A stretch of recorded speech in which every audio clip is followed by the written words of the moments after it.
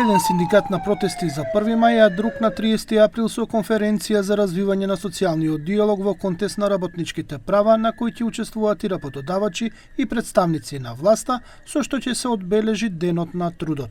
Првиот човек на Синдикатот за образование и култура СОНК, кој е дел од Конфедерацијата на слободни синдикати, за ТВ21 изјави дека нема да излезат на протестите што ги најави Сојузот на синдикатите за 1 мај, бидејќи тоа било обична парада. А зашто велите паради?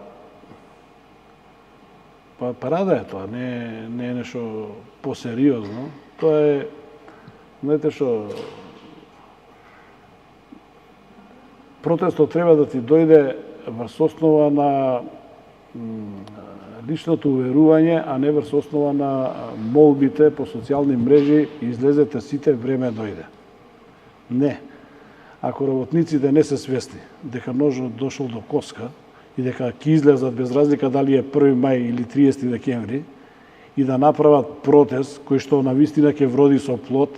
За Неделков протестот на ССМ е чист популизам кој доаѓа од синдикатот кој никој не го зема за рамноправен партнер и затоа нема резултати од нивното работење. Со кого рамноправен партнер?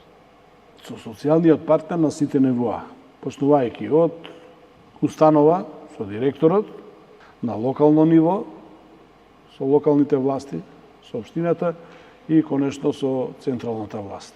Сојузот на синдикати на Македонија за денот на трудот најави протести на кои основно барање е минимална плата од 500 евра и почитување на колективните договори. Од ССМ ги обвинуваат останатите синдикати дека се полтрони на власта и не ги бранат работничките права.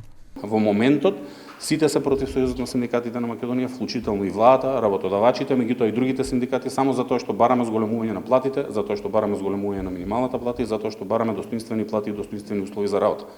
Работниците треба да се охрабрат и да застанат заедно со нас.